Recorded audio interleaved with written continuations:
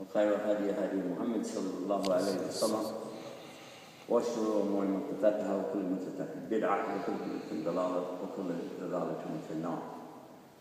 The translation more or less of what I was saying in Arabic is this is said all the time. You hear it so much. You could probably correct the Imam if he makes a mistake. But it's saying that the best of speech is in the book of Allah, Kitab Allah. The best following is to follow Muhammad sallallahu alaihi wasallam. And the worst of all, the worst actions are the innovations, stuff that people make up in a religion that don't belong there. And these things are misguiding and they lead to the hellfire. So this is what we want to avoid at all extremes. So when we see innovations, obviously we want to be away from that and we want to alert each other to it. We want to be very careful about that. And in this respect, I have to tell you, I do appreciate when brothers come to me and say, listen, we want to tell you this or that. Because we should warn each other about anything that will keep us away from the true Islam. As far as the book of Allah, and this comes under question, but it's not new. This is not a new subject. If you remember, Ahmad ibn Hanbal was thrown in prison because he said the Quran is not created. True or false? He said it's not created. I happen to be one of those people that agreed with him. I agree with Ahmad ibn Hanbal. I don't think it's created at all. And when I say that to the Christians, what I mean by that is their book is created, that they hold in their hands today. It is created by them. It's inspired. It's got a lot of good stuff that came from the old original, no doubt about it. We say that. We have to believe that or we can't be a Muslim. I believe that too. But as far as saying that they have any kind of legal claim to revelation, I don't think so. Especially not in English language. Okay, come on. The same is true, by the way, for the Quran. If it's in English, it represents the Quran, but it's not the Quran. Does that make sense? If it's in English, it's not the Quran. And even if it has tafsir in it, Imam Shafi said it's not the same as just Quran without the tafsir in it. Because, you know, in some cases, Imam Shafi would say, like, for instance, you can't touch it if you don't have wudu, things like this. But if it has tafsir, it's a different category. So, how do you look at the Quran? Well, I hope you look at it. That's the number one. Shouldn't that be the subject? What's your opinion? It came from Allah, right or wrong? It was Allah's speech to the Prophet, right or wrong? The Prophet ﷺ didn't read it right or wrong? So we know that what's being recited is Quran, no doubt. And what we hold in our hands, absolutely, this is the Quran, right there. That's a Quran. It's upside down. Sorry about that. This Quran is having the Arabic, I think. Yep. You can see it. So it's called Quran, but that word is interchangeable. In reality, it's scripture because it's written down in Arabic. It's called what? Mushaf. That's what it's Mushaf from Suhuf. So we should treat it very good, but it's not the same as when somebody recites it. I can't hear the book, but I can sure hear when somebody recites it. I'm mentioning this because this became an issue for some people that don't have anything else to do. And I hope, inshallah, they'll find better things to use their time and energy for, because our biggest message is to get the Qurans in the hands of the people so they can read it. Now, we have a website for free Qurans, and every month we're putting out hundreds of those, and we're sending them to different places. In English. Is there English? And we've had very good response. We get letters back from non-Muslims thanking us for sending it, thanking us for taking the time to write it. We include a little letter telling them how to take care of it, things like this. They appreciate it very much. So I want to emphasize to us that getting into these different groups and thinking that we're doing something good for Islam, when we divide the Muslims up, it's not a good thing. It's really not a good thing.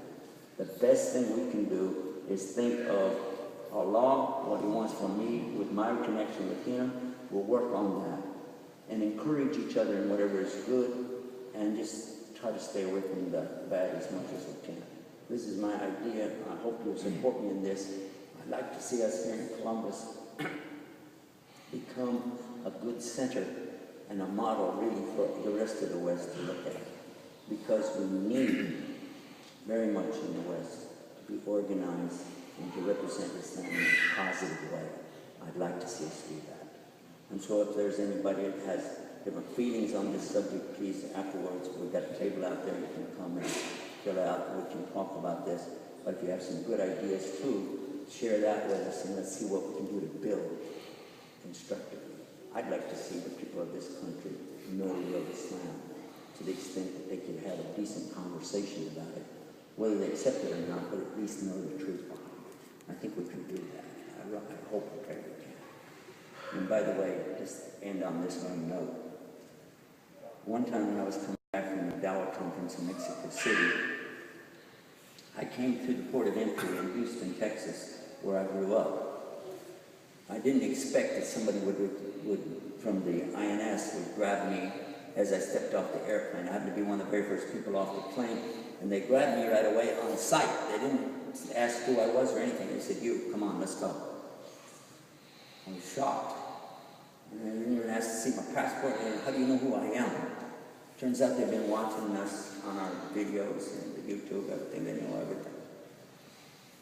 So they want to ask me a bunch of questions. What did you do in Mexico? What did you see? Who did you talk to? Blah, blah, blah, blah, blah, blah, blah. A lot of stuff. Wow. Then they came to this point. They said, one last question. What kind of Muslim are you?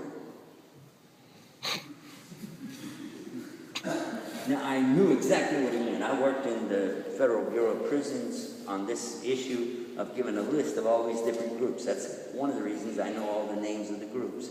In fact, I bet I know some names you never heard of, like the 5 Percenters, the Noble Drew Ali crew, and all of these different. There's so many, many, many groups here in America of the same thing. And I helped compile the list, so I knew what they were talking about. In fact, I recognized the list they had was one that me and Jabril Victoria worked on a long time ago. And so I said, what kind of Muslim? I said, well, I'm fat, but I'm trying to lose weight. They didn't like that at all. But I didn't smile. I just acted like I didn't know, you know. And he said, no, I mean, you know, what kind of Muslim are you? I said, what do you mean? He said, well, about you. I said, oh, well, I'm an old Muslim and nothing I can do about that. He said, no, we want to know what type are you? I said, oh, B positive, my blood type is in. He said, no, we want to know what group do you ascribe to? I said, I'm not in a group. And they said, no, are you this, this, this? They started naming all the groups. I'm not going to tell you any because I don't want you to hear it. It's on and on and on. Finally, I realized I'm going to miss my flight if I don't say something pretty quick. I said, grab a group, grab any group. And then I heard him say, Hebrewish Muslims. That's a group that we met in the prisons. Yes, Hebrewish Muslim. Can you imagine? A Jew Muslim? I said, I'm a Christian Muslim. He said, what? Christian Muslim? I said, yeah, I was a Christian, I became a Muslim. He said, oh, okay. He wrote something down. He said, you can go. I just started a new tariqah. I don't know. Forget about it, you know? What I want, really, answer my prayer, Allah, answer my prayer. Bring these hearts together, unite us for your sake here, and let us go into your paradise. Ameen. Ameen. Ya Rabbil Alameen. I love all of you for the sake of Allah. Let's make dua Allah forgive all of us. ربنا آتنا في الدنيا حسنة وفي الآخرة حسنة وقنا عذاب النار. ربنا لا تزغ قلوبنا بعد إذ هديتنا وهب لنا من لدنك الرحمة إنك أنت الوهاب. اللهم صل على محمد وعلى ال محمد كما صليت على ابراهيم وعلى ال ابراهيم انك حميد مجيد. الحمد لله رب العالمين ولا رجال المسلمين.